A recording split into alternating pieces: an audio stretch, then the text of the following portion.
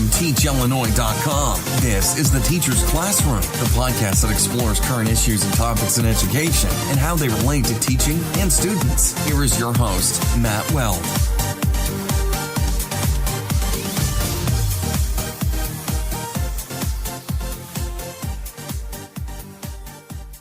My favorite part of hosting a podcast is meeting, even virtually, all sorts of amazing people like today's guests. Mr. Weld, thank you very much for having us on. My name is Mitchell Brown. My name is Scotty Vrablik, and we are junior students at Carmel Catholic High School, which is a school located in Mundelein, about an hour northwest of the city of Chicago. We are co-founders and keynote speakers that focus on integrating Minecraft into a classroom. And then we also speak with students on presenting their own ideas and solving their own solutions by using methods and practices of entrepreneurship. With an introduction like that, a dozen questions immediately came into mind as I was reminded of where I was at 17, which was nowhere near where these two are. I've come to the conclusion that student voice is key to reshaping education for the future of our kids. And Mitchell and Scotty are a great place to start. Yeah, we heavily focus on teaching students and showing them the abilities that students have, I guess, to start their own businesses, to kind of show the path that we went along. I mean, by no means we're no Fortune 500 company, but I say we've definitely created a miniature business, but we more importantly have highlighted the steps in what you can garner and build and earn, I guess, from starting your own little businesses. And that's what we want to share through all of this. Well, Scotty and Mitchell, it's great to have you on the show. Thank you so much for making time in your busy school schedules to talk with me about this.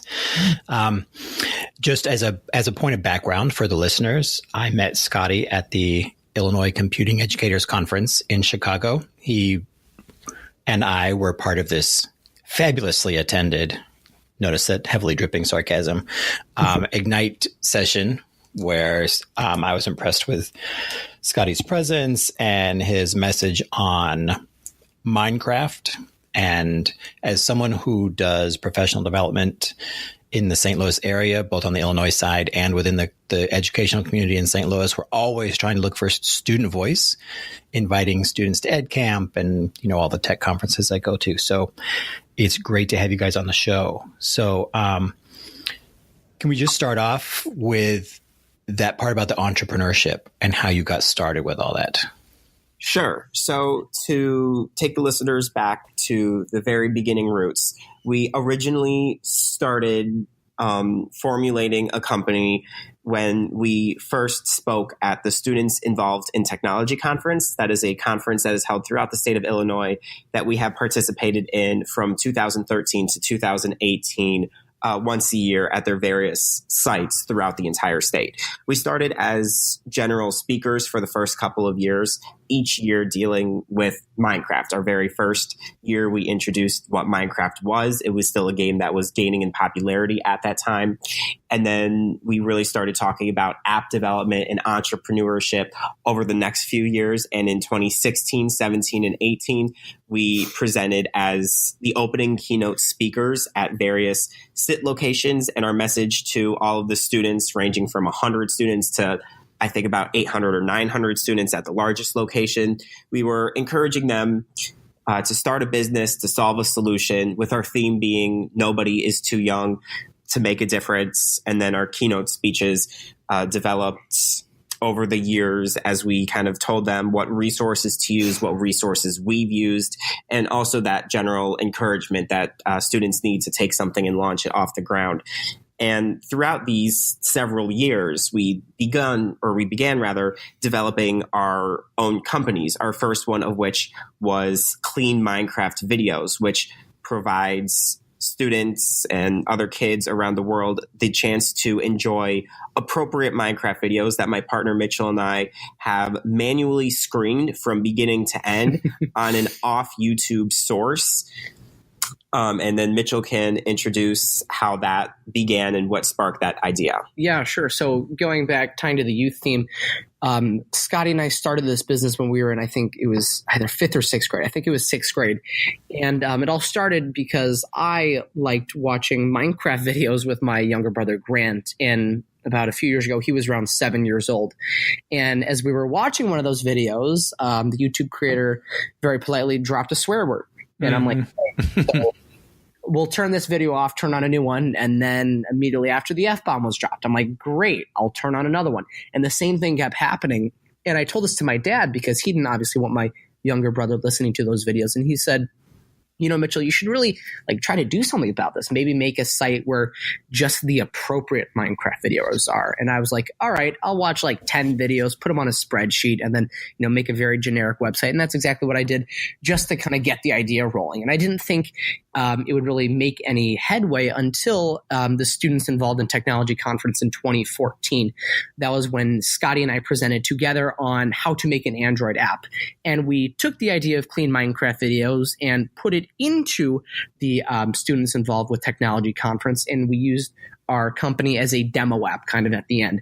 And then it just took off from there. We decided, we have an app on the Android store. It's getting purchases. It's getting popularity. Let's try to build up our website. So the following year, we revamped our entire website, and we just started watching videos, curating videos, marketing ourselves, trying to get out to these conferences and get out to other audiences. And it's really just blown up from there to say, we've had the opportunities of presenting at a bunch of student conferences, Illinois Computing Educators Conference, even down in Florida at the Future of Education and Technology Conference, and just a whole host of others. So this revamp was, you were what, 7th grade at this point? Yeah. Yes. Yeah. And yeah, it was beginning of 7th grade. That's fantastic. Yeah, I taught 7th grade for 10 years. So okay. Yeah. I totally get where you are when in 7th grade. So that's fantastic. Yeah. Thank you. All right. So, so this must be something that this whole entrepreneurship, is this something that's supported by the school, or is this completely you and your parents? So although our schools, both our middle schools and our high schools, have generously given us excused absences to participate in conferences and quite literally travel to Florida, and the faculty and administration, teachers, and everyone involved in the school are thrilled and completely supportive of what we do. Very but supportive. Incredibly, exactly. But this is something that we started ourselves from ground zero. All of the resources and all of the help were things that Mitchell and I had acquired. So in the sense of the school's involvement in the process is practically, other than maybe communicating with teachers for opinions or advice or whatever. Aside from that, it was really a project that we had completed and pursued and continue to pursue and expand on our own. Yeah, go ahead. I didn't know if you had like an entrepreneurship program, like one of those CEO programs or something like that, where, this sprang from a class project as well. Yeah. So at our old middle school, Quest Academy in Palatine, Illinois, we had STEM classes, and a subsect of that STEM class was obviously coding. And Scotty and I worked intermittently using that subsect of the program to try to, generate some HTML and Java code to integrate into our website. But for the most part, it was on our own. The biggest involvement, and I guess you could say help, that we received from our schools was the connections. Our old STEM teacher, Mr. Daniel Rezak, and he was at the ICE conference as well. He was very involved in getting us connections and getting us into other conferences, and even being mentioned in the opening keynote a few years ago with Mr. Adam Bell and his conference.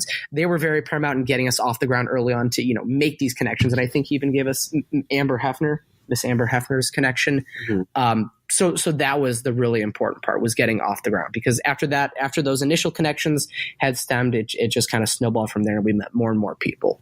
Well, and I think that's a barrier to a whole subset of people when they want to get started is knowing those connections. Yeah, exactly. So, yes. And when we were starting it as 6th graders, and then even if you flash forward to when we were freshmen in high school as young students, we don't have that professional, list of business connections or any connections. So it was really helpful to get those preliminary connections to other people that were outside of our school and outside of our communities and our parents' circle. And then it really was, like Mitchell had used the term, a snowball effect of we would meet a new connection that would connect us to other people. And that cycle would keep repeating itself, continues to repeat itself, and obviously always will as we dive more and more into the world and field of business. Sure. Yeah. And pretty soon it'll be your turn. It probably already is. I'm sure you guys already can help, other sixth graders get started.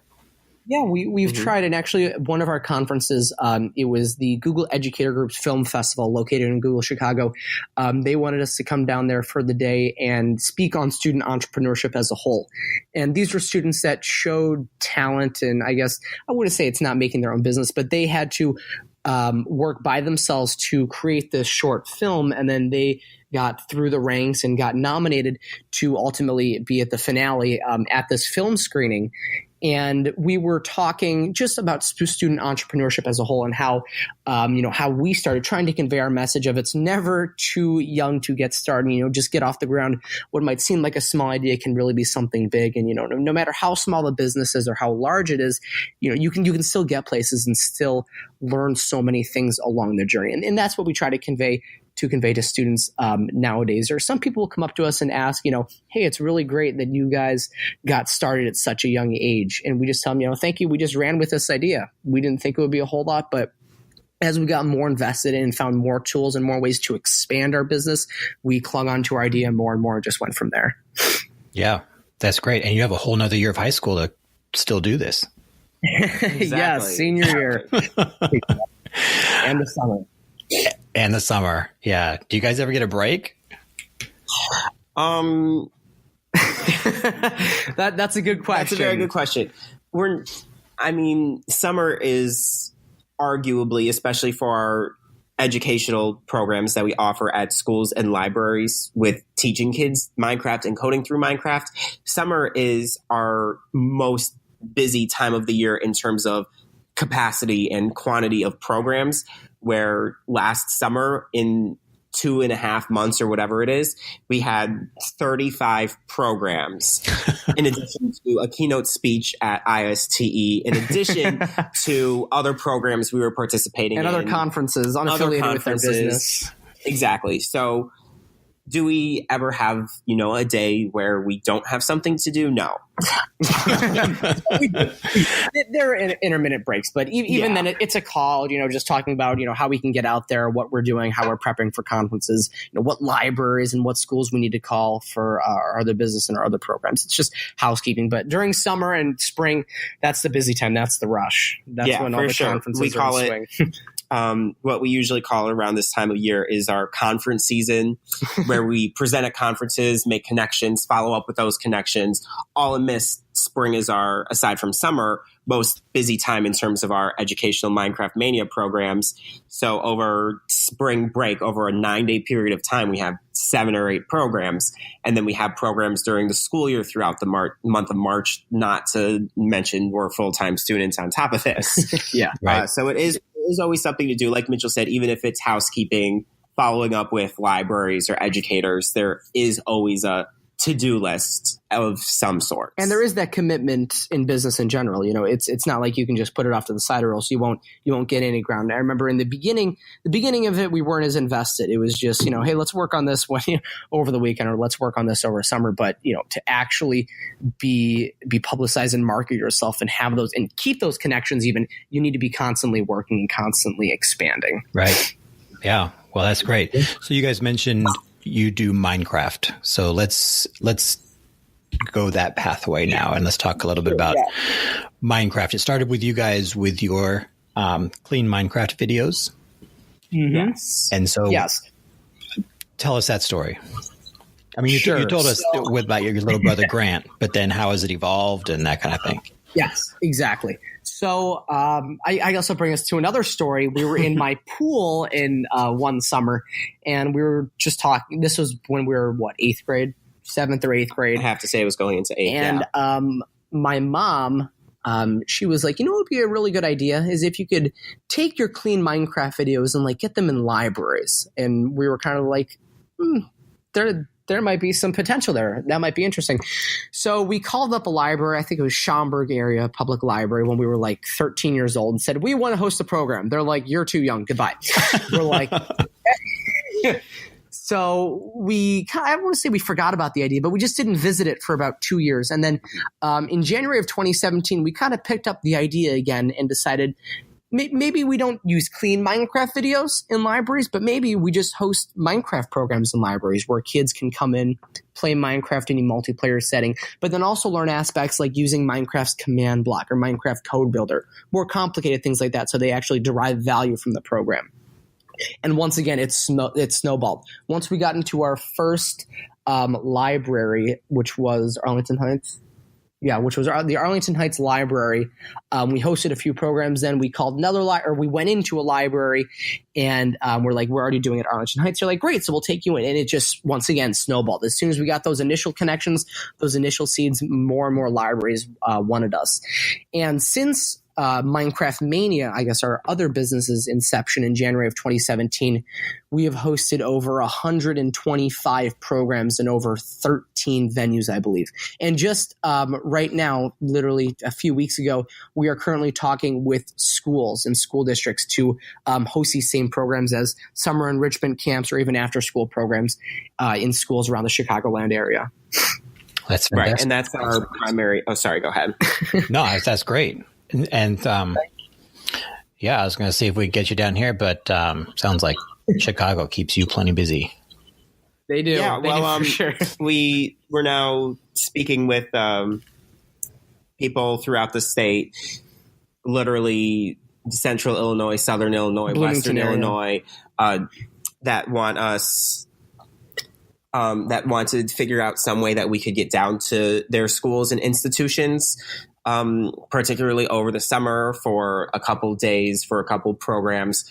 So going throughout the area is something that we're being introduced to, and we're definitely open-minded to continue expanding. And we are now expanding into the Wisconsin area with our regular programs. Now that we're taking more people on in our Minecraft Mania team, as we call it, that are geographically located all over the place. So it gives us access to go, it gives us access to expand our radius, which is what's allowing us to go to Wisconsin. And now that we have so many people that are working with us as program hosts, it allows Mitchell and I to pursue opportunities we receive to quite literally travel to Florida in the middle of January, or travel to a different part of Illinois or even a different state to host a series of Minecraft Mania programs. So doing something like that is something that we are open to and we are currently actively pursuing. Cool. All right. So this podcast is, the main audience is teachers and administrators. And the whole premise is to take these big ideas and to boil them down into actionable units that can be used by teachers in every day. So you guys are the Minecraft experts. I've only just watched my son play Minecraft, and he's, these hour-long explanations that totally go over my head. So tell me a little bit about how Minecraft can be implemented in, let's start with science. Science. All right. That's a beauty. And I'll actually backtrack it a bit. We'll go to science first. We'll go to science for sure. So if you're a science teacher and let's just say you're teaching chemistry and you want to give your students hands-on experience with, let's just say, plutonium or rubidium in water. All right. Random elements that you can't acquire in the classroom. Well, that's the beauty of Minecraft. You can download a lesson plan using Minecraft EDU, Minecraft Education Edition, upload it into your computer and let the kids play on that world, play on that Minecraft world in a multiplayer setting. And there, they have the ability to receive hands-on experience with all these different elements, products, and other chemicals that they can use, and I guess put them in hydrolysis reactions or commence fission with these elements. I don't think that's even possible on Earth, either fission or fusion. I don't know which one it is, but the possibilities are essentially limitless with Minecraft Education Edition. as there are these things called lesson plans, which are curriculums that are built around using the game Minecraft in the classroom. And as I just said with that example from chemistry, it's quite limitless in what you can teach. You can use these lesson plans to have kids learn math tables, learn integral calculus. You can use history to have them look at the Globe Theater or Mount Rushmore. It really depends on what you're trying to teach and what you're specifically trying to convey to the students. Chances are the curriculum's there in Minecraft EDU. And I know going back to science or really any other topic in general, I know that the way that Mitchell described the opportunities in chemistry and other forms of lesson plans, he obviously touched a lot on what you would most likely be doing in high school and a little older education. But in terms of an elementary school audience, there is still so much you can do with math and general science. You could do very more scaled back reactions for a basic introduction to chemistry. You can look at different fields of biology for either high schoolers or elementary schools. You can experience with static electricity. Like Mitchell said, the possibilities are endless, and they are also endless for elementary teachers too, and middle school teachers that do have access to some of the easier topics before you're getting to the point where you're combining elements and blowing things up. and that's the main audience, though, of I would assume teachers implementing Minecraft in education. It's probably not going to be 11th grade and 12th grade teachers. It's going to be that first to second grade all the way up to probably sixth grade range.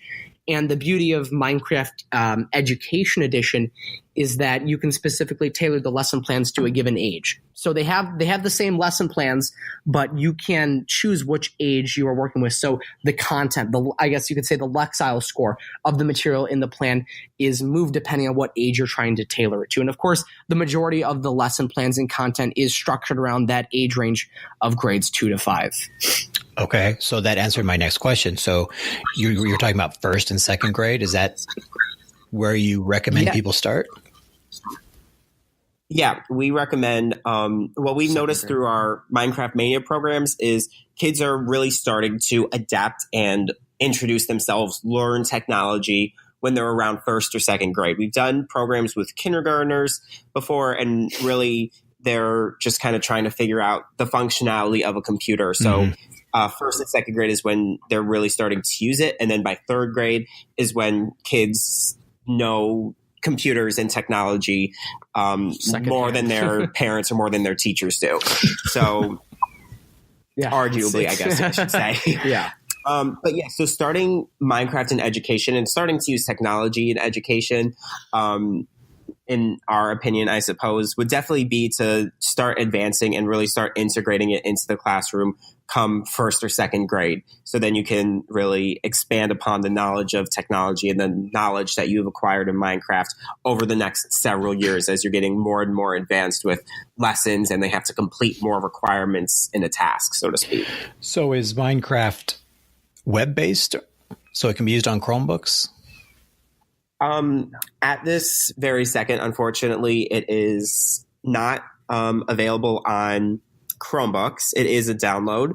The standard version of Minecraft is available on both Windows and Mac computers, but Minecraft Education Edition is slightly more limited in that you can only use it on Windows 8 or 10 computers, since it is a Microsoft-based project. And then to be a little more specific to that, Minecraft Education Edition, which is owned and completely run by Microsoft, can really only be used on Windows 10 platforms, and it's becoming slightly more forgiving with Windows 8 computers, but not all of them are there yet. But Minecraft in general, the standard version of the game, is still not web-based. It is a download from Apple or Windows. Okay. That's what I remembered from when my son was playing it, but I didn't know if, like Google Earth, it had changed. Yeah, but it's also hopefully soon. Yeah, it's also available on the App Store and Google Play Store. So tablets, iPhones, iPads, Kindles, Kindles, all those devices can also run Minecraft. I think Chromebooks, one of the only devices out there that still can't have it. I think unless you dual boot your Chromebook and run it on Linux, which I don't think schools are going to do. Yeah. Let's not promote that. Yeah, exactly. So yeah, that's where it's available. All right. So, Can you guys tell me a little bit about the coding? Because you talked about how it can be used in pretty much any subject. And I always see coding as kind of like one of those blankets that can be taught in every subject. Yeah. So, like the code builder, the command blocks, tell me more about that and how that can be used by everyday teachers in their classroom. Sure. So I'll start with the code builder, since that's specifically integrated for Minecraft Education Edition. That's not something you can get on the regular edition of Minecraft. Code builder is basically block-based coding. So if you're familiar with Scratch or a similar beginner's coding platform, you're completing if this, then that statements, and you're just dragging, I guess, elements or blocks. So you'll say, if the weather is, cloudy, then I want the time to change tonight. So very basic things in that you would just be dragging and connecting blocks like a puzzle. And that's what you'd be doing for very, very introductory code. And then you can also tell character that comes with Code Builder to move over X number of blocks if something happens. So you're really kind of getting used to, I guess, manipulating conditions, I guess, is the best way to put it. So that's something that we have really seen being used as an introduction to coding in general, just so they know kind of like the feel for it. That's something that we grew up with, that kind of block-based coding. And then once you get to that point where you understand coding and you're ready to get more advanced, that's when you would use something called the command block. And the command block, instead of using blocks and, puzzling pieces together, I guess, instead of doing that, you're writing a straightforward line of code. And that line of code very closely resembles JavaScript based coding. So you're really getting to use those variables, setting those conditions, and other components of JavaScript that you would be using in the real world. So basically, you'd be saying the same thing. If the weather is cloudy, I want it to change tonight. Or if the weather is cloudy, I want a character to move 10 spaces to the left. Except instead of using if this, then that blocks, you're using an actual line of code. So it's transitioning into the actual coding hemisphere, so to speak. And then it's basically Minecraft's pseudo version of coding. And then once you get more advanced, you can build off of that single line of code. So it's called connecting command blocks is the term for it. And basically what it means is you are using more than one line of code, whether it's 2 lines of code or 200 lines of code.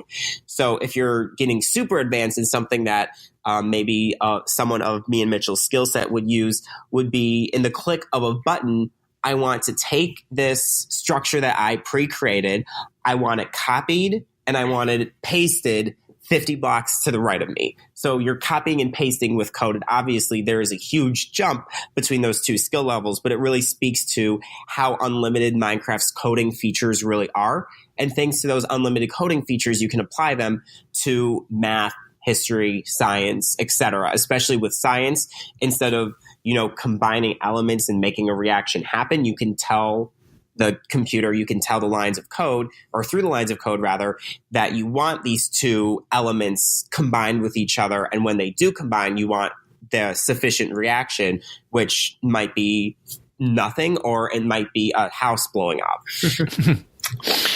So you can totally alter reality there.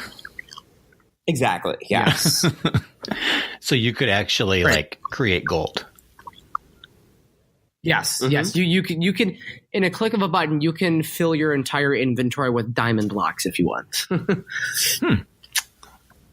Or you could turn instead of walking on grass, you could start walking on gold. Yeah. Okay. Well, I guess too bad that's not real life. Well, I guess that's probably a good thing. Yeah. Gold would be a lot less. Yeah. Right. So what is your response to schools that don't allow Minecraft? Well, and I know Mitchell definitely wants to speak to this, but what I would quickly say is obviously it's super important to recognize the difference between schools that don't want their kids using Minecraft versus the schools that are unable to provide that resource to their students, either because of technological and or budgetary limitations. But as for, I mean, I'll let Mitchell take it away. I want to steal his thunder. But what I would say to schools that don't allow the platform, obviously it makes complete sense where they're coming from in that they don't want their kids mindlessly gaming.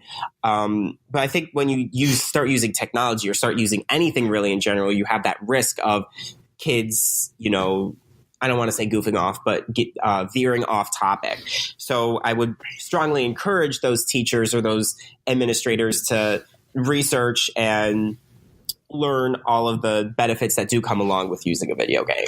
It's a game of give and take, I would say, because obviously, if you look at it from a parent perspective, parents think, oh, these kids are playing this addictive game hours on end. What are they doing? Why is it being used in schools? But I guess on the educators' end and the teachers' ends that are using Minecraft in education, they see the benefits. They see the research that has been conducted by numerous studies that shows Minecraft's benefit in the classroom, not only actually, ironically, for focus, but also in terms of what they can take away from the lesson. The school needs to understand what Minecraft has to offer, what it really does. Not just saying it's a video game, but how it can be implemented in the classroom. I suppose it's like any tool. You know, if used correctly, it's fantastic. If used incorrectly, Yes, it's exactly. like totally is worthless.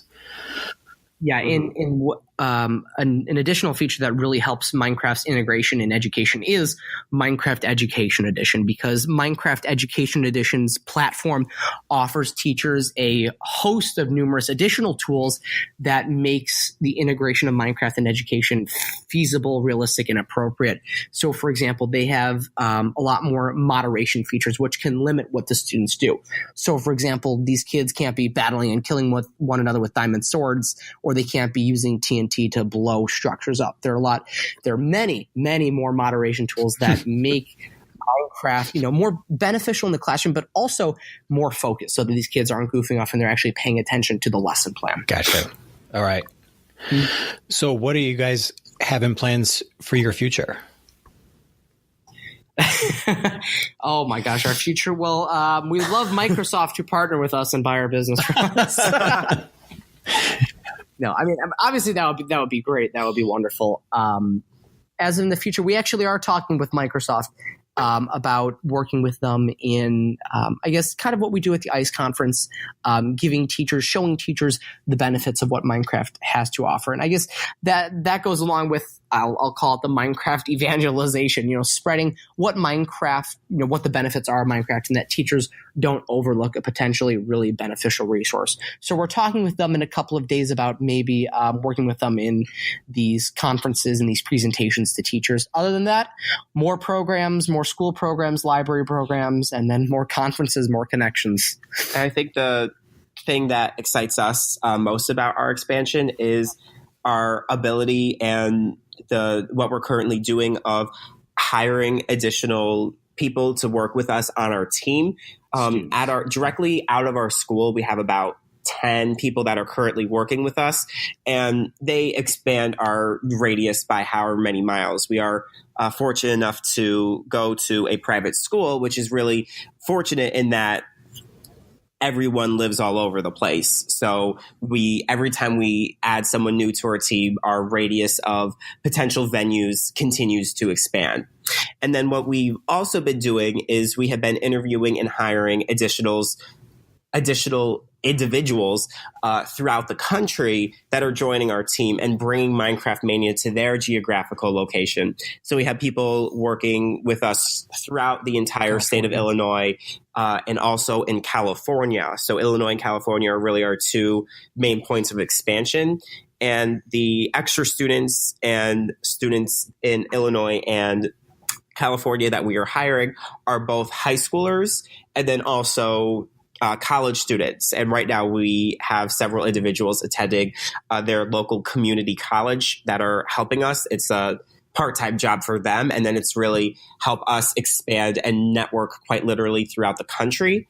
And then in terms of conferences and speaking at other conventions, this year at ICE was our first year of actually being at a full-on company booth, so to speak. Even though it's our 4th year there, we were fortunate enough to finally receive that opportunity. So expanding and participating in more conferences to that caliber and also giving more and more presentations is what we are really excited about in terms of our company expansion. Very cool.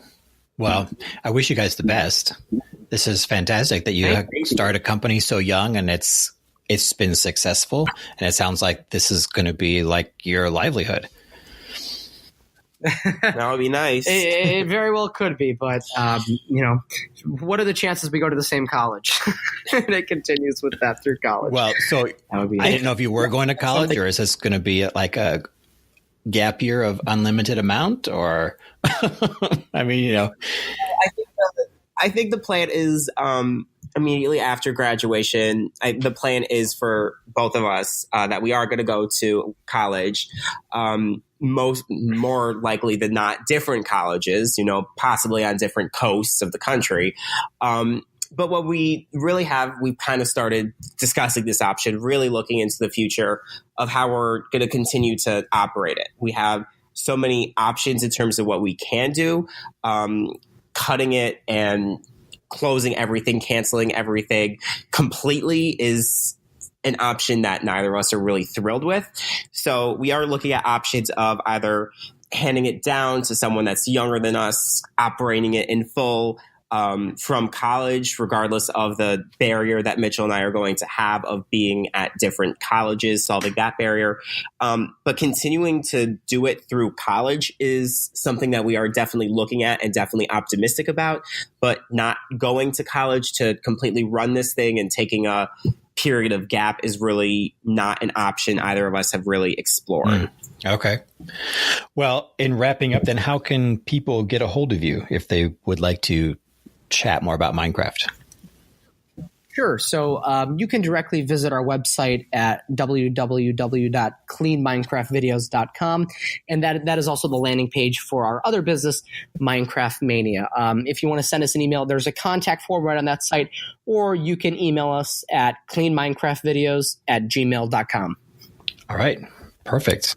And then you can also be found on our incredibly sizable social media profiles at Clean MC Videos. And that videos is plural with an S at the end. Okay. And it's the same thing for everything.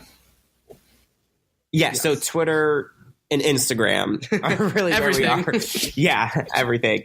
But then, so for sure, cleanminecraftvideos@gmail.com is our preliminary contact, and then our preliminary landing page is cleanminecraftvideos.com for both of our businesses. All right. Well, it's been great talking to you guys. Thank you so much for taking time to have a conversation and break down some of this Minecraft and entrepreneurship that you guys started. I think you guys are a great model for kids your age and younger. Thank you. Thank you so much for having us as well. We appreciate it. Thank you very much. We'll talk to you later, and thanks for being on the show.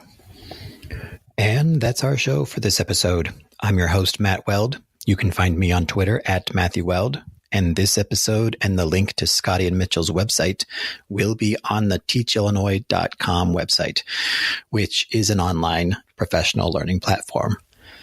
I don't know about you, but I am totally hooked on this idea about having students on the show. So if you have a student or two or 3 or 4 that would like to be part of this larger conversation we're having about improving education, please contact me through the Teach Illinois website. Thanks for listening.